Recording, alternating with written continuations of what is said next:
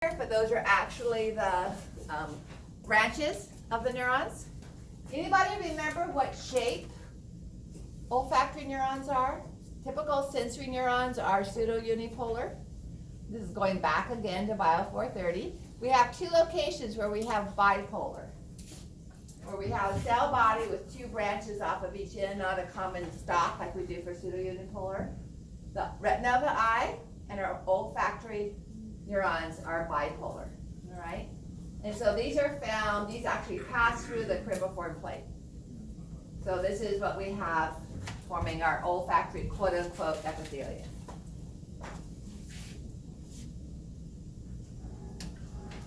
All right, so olfactory, I kind of answered that just 2 seconds ago. Short-term memory here, or at least short-term auditory recall. So olfactory epithelia is formed of olfactory neurons. The neurons are classified as special visceral afferent because we use them for our special senses. So what shape are they? All of our sensory neurons started out as bipolar, and then most of them converted to pseudo-unipolar. So the sensory neurons that form our dorsal root ganglion are pseudo-unipolar, but olfactory and retinal neurons, some of the retinal neurons are, where do you look up there? Did I give you enough hints? Can we move on? So this is a really good view, because it's in plastic, not paraffin, of our pseudostratified columnar epithelium. That's what we call respiratory epithelium. So urinary epithelium is transitional. Respiratory epithelium is pseudostratified columnar. Okay? It's not what we use for gas exchange. It's not what we call the respiratory membrane, but it's what we classify as respiratory epithelium. So we have a very thick basement membrane, if you've forgotten the characteristics of pseudostratified. Nuclei on multiple layers, but it's pseudo because every cell actually comes down, whether it's tall or short, and touches the basement membrane. Okay? We have cilia. This dark line that you see here under the cilia is from the basal bodies, the 9 triplets of microtubules out of which grow the cilia. And you don't always see them, but these are goblet cells. We have goblet cells in both simple columnar and simple cuboidal, which we'll see our epithelia changing as we move deeper and deeper. Okay? So we pick this back up again when we get to the trachea, in the lower part of the larynx. All right, so which of the following statements characterize pseudostratified columnar epithelia? Totally forgotten this question was there when I went over all the characteristics. But again, short-term memory coming into play here.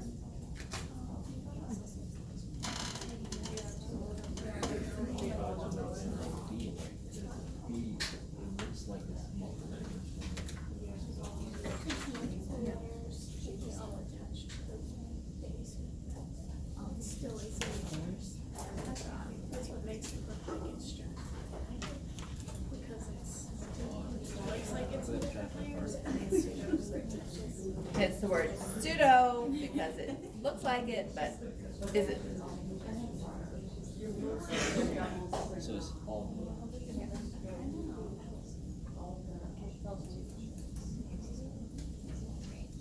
Okay?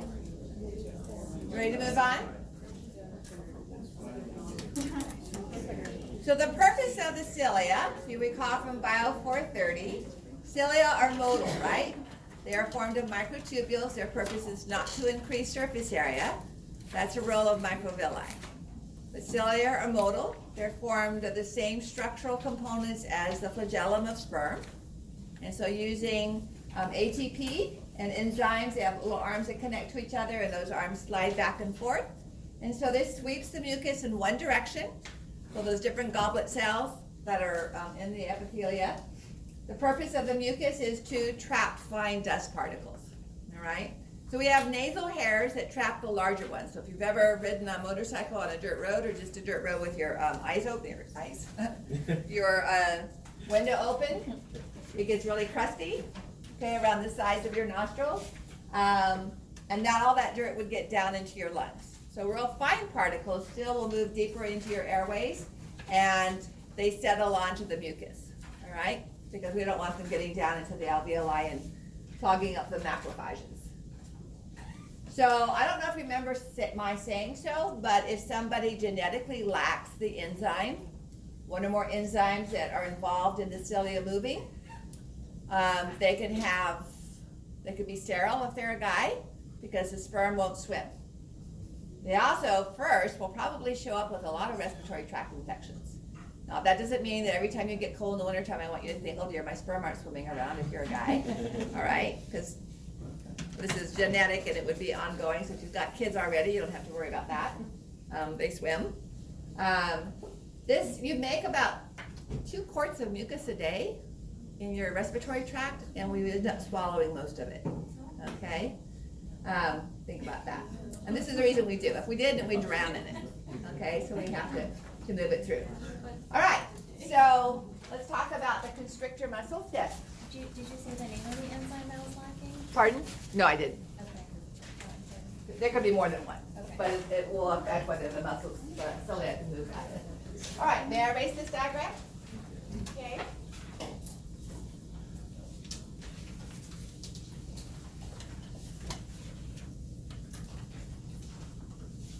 Anybody know the nerve that's going to innervate our constrictor muscles? And the larynx? And the lungs? So both skeletal and smooth muscle? Vagus, excellent, yes. Certainly anything in the neck is going to be innervated, or lungs is going to be innervated by vagus.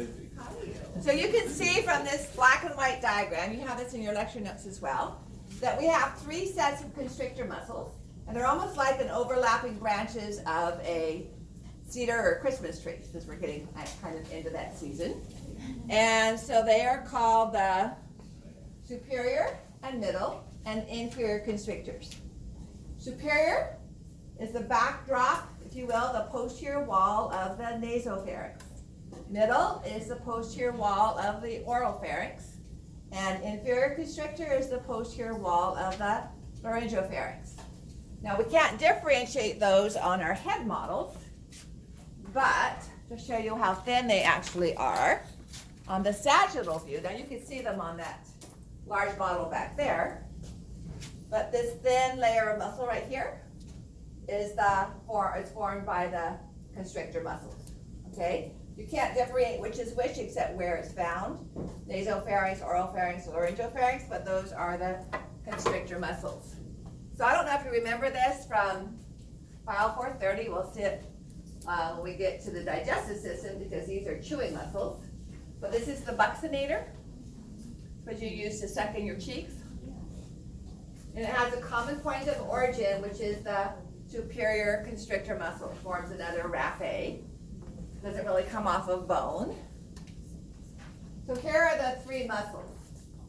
The superior is deeper, then it's overlapped by middle, and then it's overlapped by superior, okay? So, here's their attachments. You can see they're more open on the side. So the superior constrictor is going to have its origin from that buccinator. The insertion is this raphe, this seam line, okay? Middle is going to come off the hyoid bone. So you can kind of feel that if you're careful. That's usually what gets broken in a strangulation. So Jeffrey Epstein and news came out at the beginning of the weekend, I think, about it looked like it might be strangulation because of the damage to that. And then inferior comes off of the thyroid and cricoid cartilages of the voice box. Okay?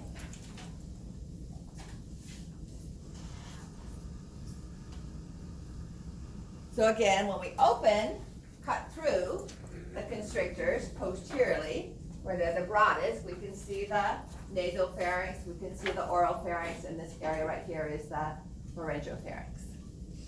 Okay?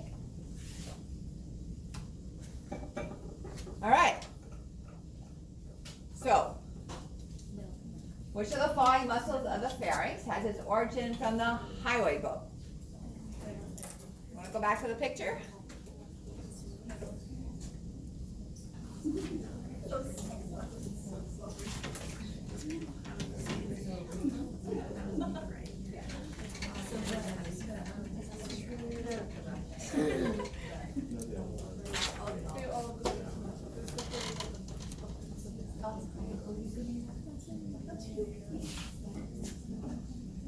again, pharynx is just our anatomical term for layman's term for throat. Okay.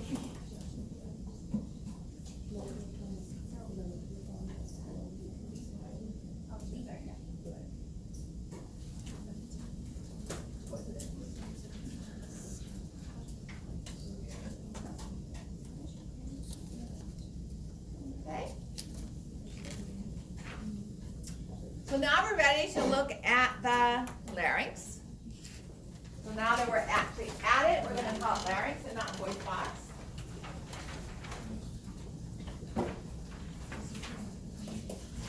So we have a couple of different models. So we have 4 different kinds of models here. Most of the cartilage structures of the larynx are made out of hyaline cartilage, right? Which makes them light.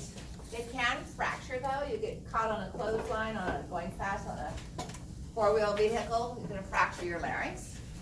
A couple of structures are formed of elastic cartilage. So our epiglottis right here is formed of elastic cartilage, and some of the smaller cartilages are going to be formed of elastic cartilage. So the purpose of this is attachment of muscles that regulate sound formation, all right? So muscles that we use to control the vocal ligaments, to increase pitch or decrease pitch, change the softness or loudness of the sound. So I'm going to leave that up. These are smaller models of the larynx showing not so much of the cartilage, but of the lining epithelia, all right? So let's diagram the cartilages together of the larynx. So we're going to look at anterior and lateral and posterior components. The 3 largest cartilages are the thyroid cartilage, the cricoid cartilage, and the epiglottis. Okay? The largest of all is the thyroid cartilage. It's this one that you see right here. Okay? It's connected to the hyoid by ligaments and muscle. So when you swallow, especially, you can see this in guys because of the enlarged laryngeal prominence here, or Adam's apple, it gets pulled up. And when that happens, the epiglottis comes down to cover over the airway. And then when you relax, it moves back down again. So that moving up and down is due to these muscles that control it. The thyroid cartilage, by the way, is open in the back. So it's actually a U-shaped cartilage structure, lateral and anterior and lateral again, and open in the back, although it doesn't look open. What's filling this in is another cartilage. Okay? So from the front here, so this is an anterior view. So from the front, we have the thyroid cartilage,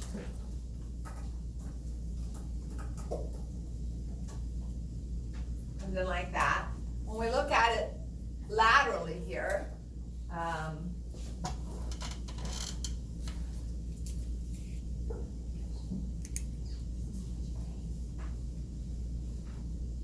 this would be the laryngeal prominence.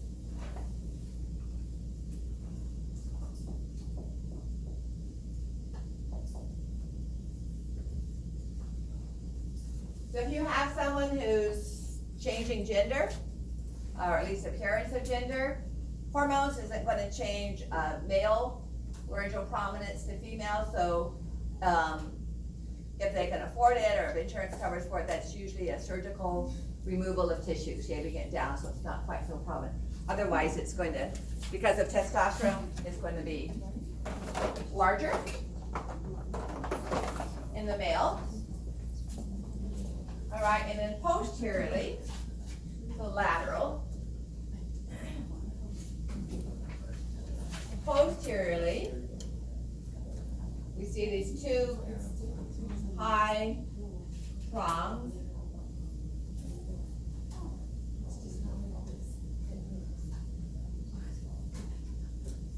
All right, so this is the thyroid cartilage. That's the 4 renderings of the thyroid cartilage. All right, so thyroid.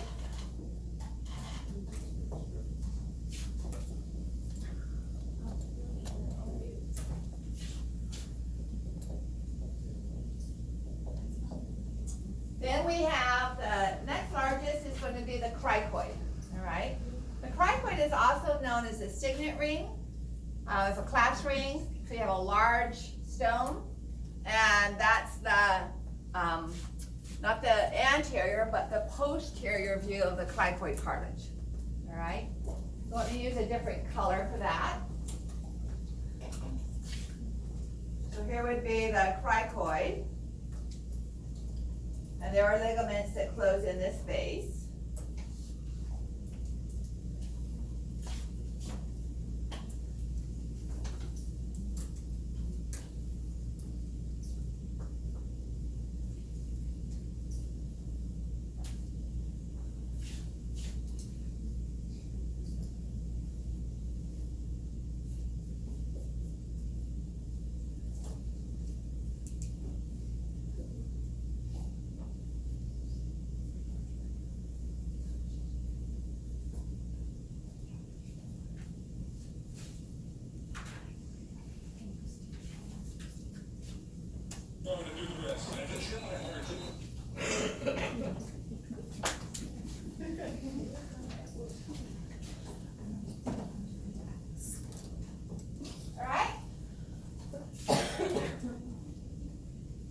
And let me fill in the ligaments here,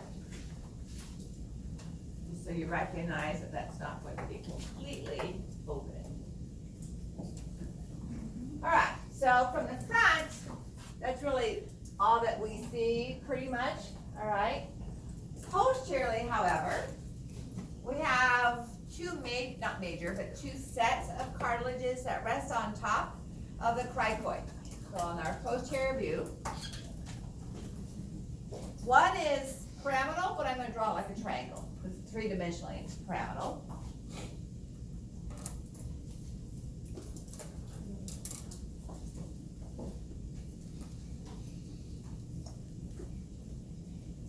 So these are the arytenoid.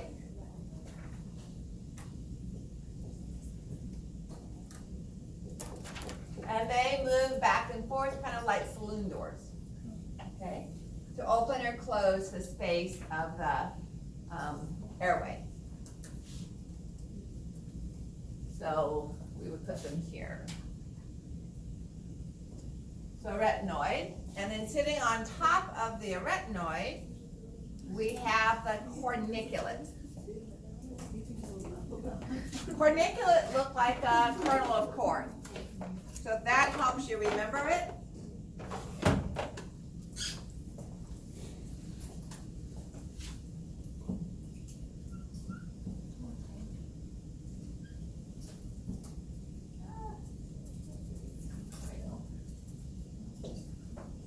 Okay.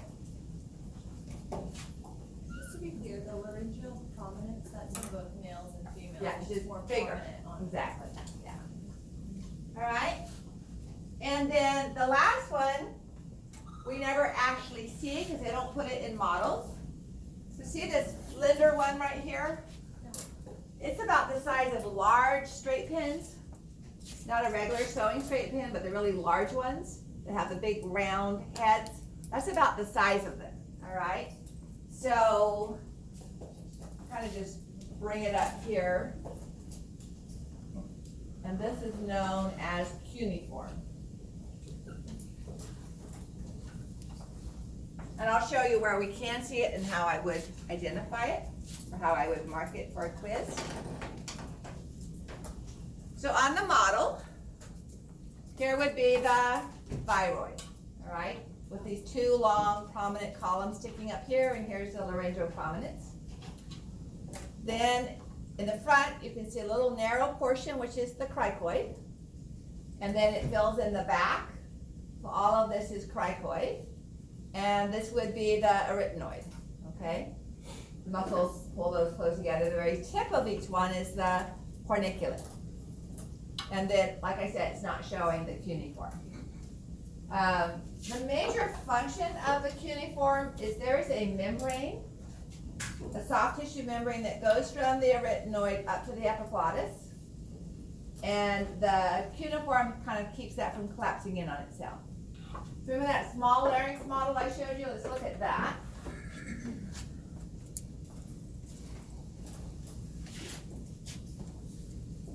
So, sagittal view through the larynx. So this is the epiglottis here, and here would be the laryngeal prominence. All right, down here is the cricoid. So in the back is the posterior cricoid. All right, this is not thyroid. We're only seeing thyroid in the front in our sagittal cut. Epiglottic, narrow in the front cricoid, wide in the back cricoid. All right. Here is the two folds where we have our true and false vocal ligaments, and here would be the arytenoid sitting on top of the white tall cricoid, but there's muscle crisscrossing between. So in the midline, we're not seeing the actual cartilage because there's muscle crisscrossing between. So here's the area epiglottic fold. Here's the arytenoid, here's the epiglottis, and the edge of this membrane is the area epiglottic fold. So you ever heard recordings, or maybe even in person, the equalization that some African tribes do? So in addition to their vocal ligaments, they speak with a vibration of that area epiglottic membrane, okay? And this bump that you see right there is due to the cuneiform cartilage. So that's the only place that I would tag it, hence our question there. It's a really easy question, first time in the thing. So that little bump is due to the cuneiform keeping the area epiglottic membrane from collapsing in on itself and interfering with airflow. All right? So here would be the cricoid. Here would be that muscle we saw crisscrossing, so arytenoid's going to be behind it. Here would be the bump for the cuneiform, for the corniculate. So you're left with the only obvious answer. Well, if you guys don't get 100% on this quiz, I'm not very good at giving hints or outright answers.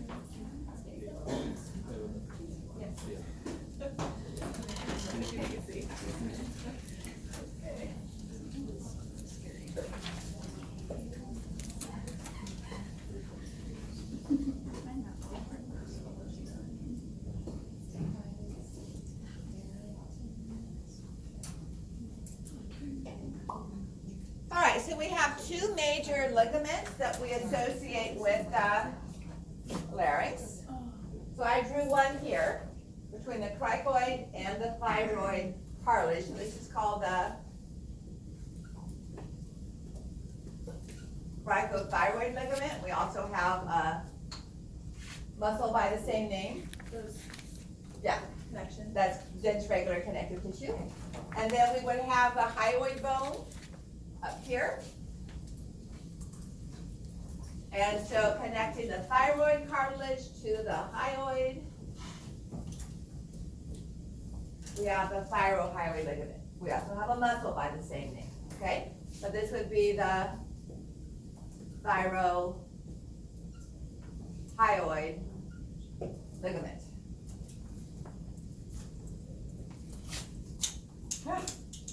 Number 10 for dropping lids here. Was it dense regular or dense? It's dense regular. Ligaments are dense regular.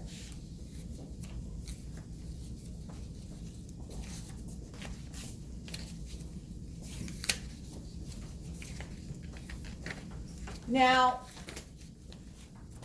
anybody ever intubated someone? Okay, I tried and failed, but it was on a cadaver, so. When we work over at the coroner's office, the paramedic students, well, they're EMTs training to be paramedic students.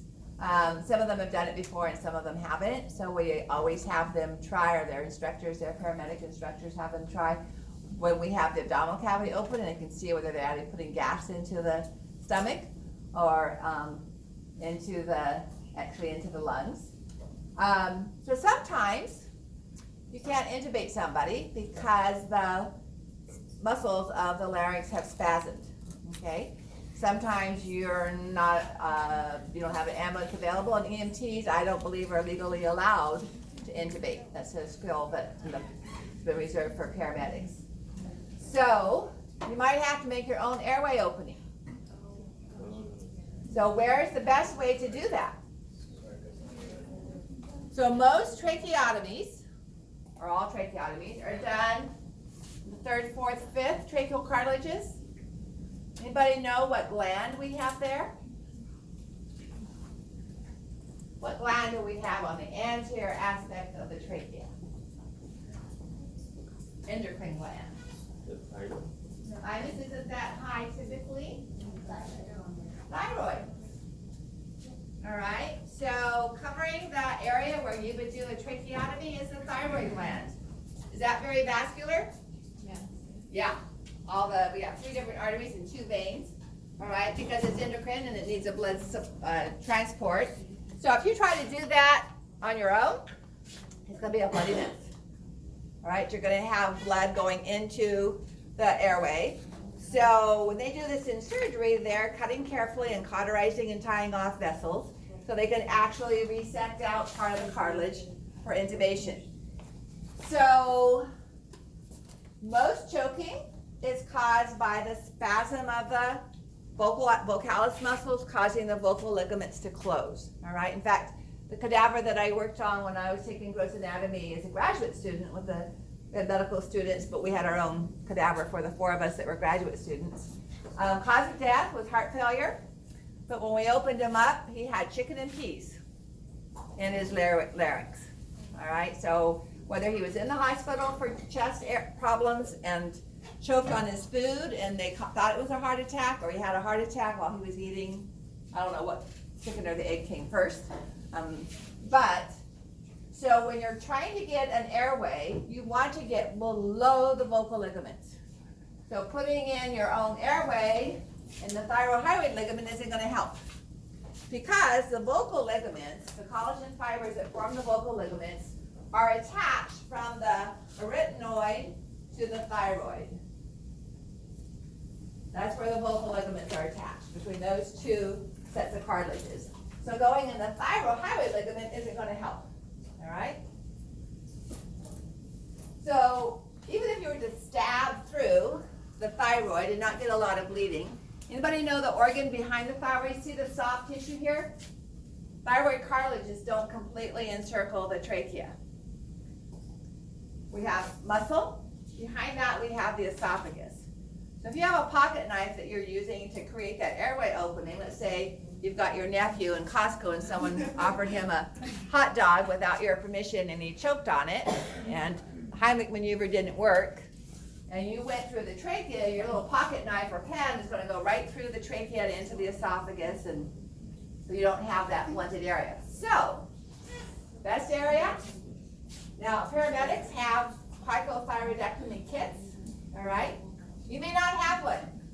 Guess what you can use? A sharp pencil, a Beck pen that you can then take the ink cartridge out of and use as a airway to blow into. So if you go through the cricothyroid ligament, guess what you're going to hit in the back? The tall part of the cricoid cartilage that keeps you from going all the way through and into the esophagus. Okay? So as an emergency airway, like I said, EMTs aren't allowed to do this, but as Good Samaritan, thank you. As a Good Samaritan, you're given some leeway, and if they're turning blue and not breathing, I would go for it. At least if they were my own child, I'd have to get, would see if the parents argued about it. But you're going to go through here. You can find that by tilting your head or the individual's head up with a hand under the neck. If you run your hand up and down, you can feel a little gap where the thyroid cartilage stops and the cricoid cartilage begins. Okay? No one's ever written back again and thanked me for this procedure, but I always talk about it.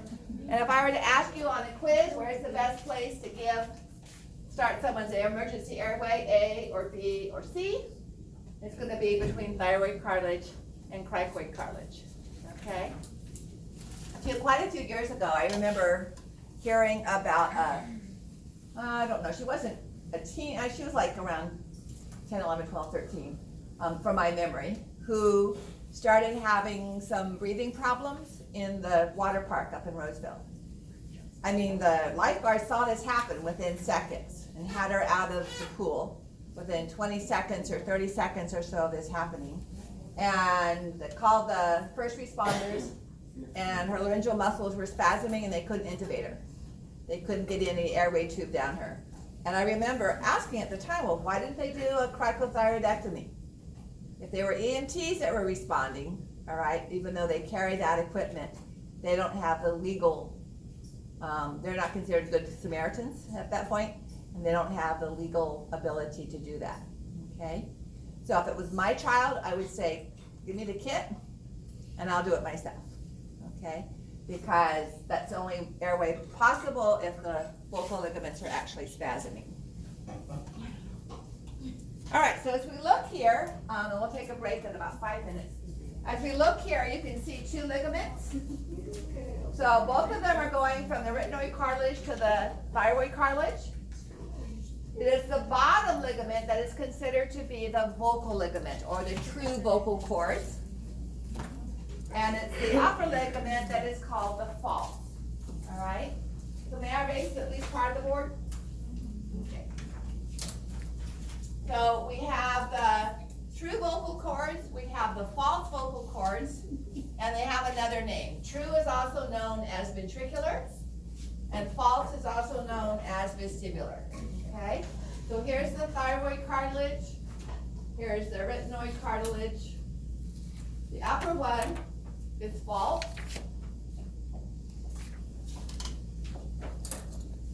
Also known as vestibular.